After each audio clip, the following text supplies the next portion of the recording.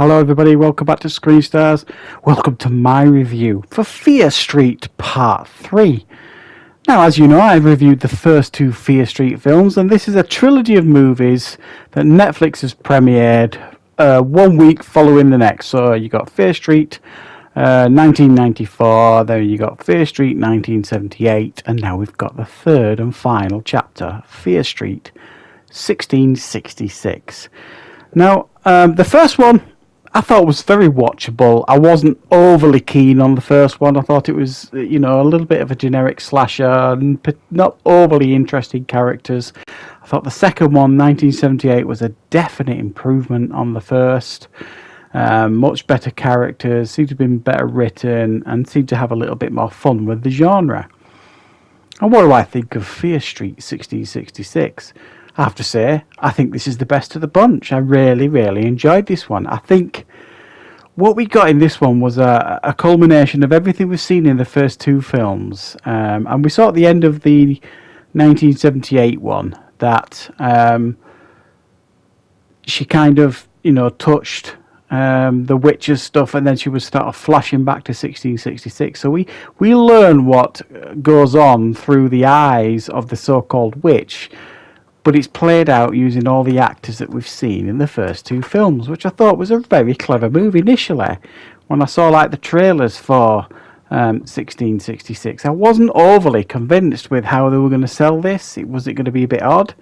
And after the first couple of minutes of seeing all these faces from the first two films, and then kind of understanding that it's kind of done through the perspective of this character from the first two films, it actually made more sense to me, and it was really nice to see some of these actors back in it. I think some of the Irish accents were a little bit dodgy, but we can forgive that. And this time round, it was essentially, it touched very heavily on the witch trials and how easy it was in those days for people to be accused of witchcraft, and to work everybody in villages up to a frenzy. And you could see how it would happen in those days, how all these innocent women were, accused of witchcraft and killed and hung and burnt and all the rest of it. It's just awful what it must have been like in those days to be a woman, certainly, just to be accused of the most awful things when you're just, obviously very innocent. And I really liked how this film portrayed that. These two girls, very innocent, accused by those in the village of witchcraft, and then it becomes like pardon the pun, a witch hunt to try and find them. And it is up to Sarah Fear, the witch, if you like, the accused witch, and the witch that we think is the witch throughout all three films, to kind of figure out what's going on and who it is who may actually be the guilty party. And that's what I liked about this, how the fact that what we kind of learned in the first two films wasn't actually the truth that was presented to us in this one. And that was something else I was worried about. Was this one just going to be, after the first two films, how were they going to tell this third story? Because they've kind of let the cat out of the bag in the first two films. We kind of know what to expect. But it presented it in a really interesting way. It was almost like a whodunit.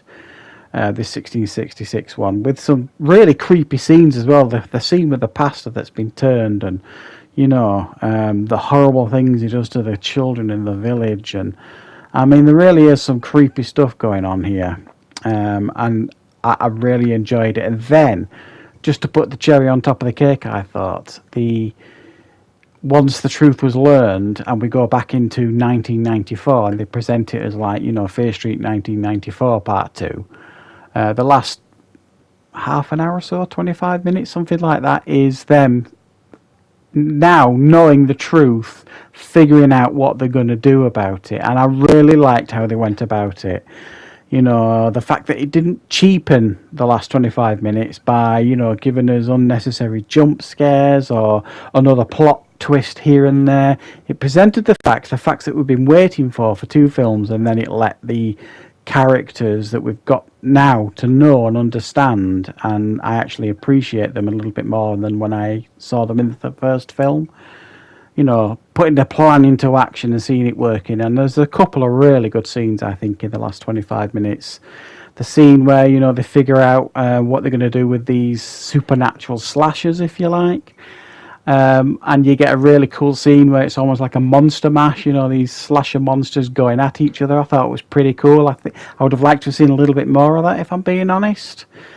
And it had a very Stranger Things feel to it, you know, the last 25 minutes. You know, I thought they pitched it just perfectly. And then at the end of the film, while it does give you a little bit of a hint that there could possibly be more here, it doesn't, like, you know, again, cheapen the film like some of these horror films. You know, they'll give you one last scare sort of thing, and this film doesn't really do that. It gives you a conclusion to the film that you're pretty happy with, but it gives you a little bit of hint as well that there could potentially be more coming. So I thought this definitely was the best of the three films. I thought it tied the three films off brilliantly, and also made it so that the other two films made real sense, and, you know, tied all the puzzle pieces together nicely.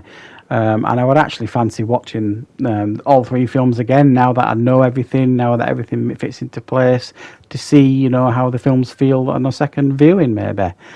So yeah, I definitely enjoyed this one the most. I think I give the first one 6 out of 10, the second one 7 out of 10, and I'm going to give this one 7.5 out of 10. So yeah, that's my review for Fear Street 1666. I hope you liked the review. Thank you very much for watching. I will be back with more content on the channel very, very soon.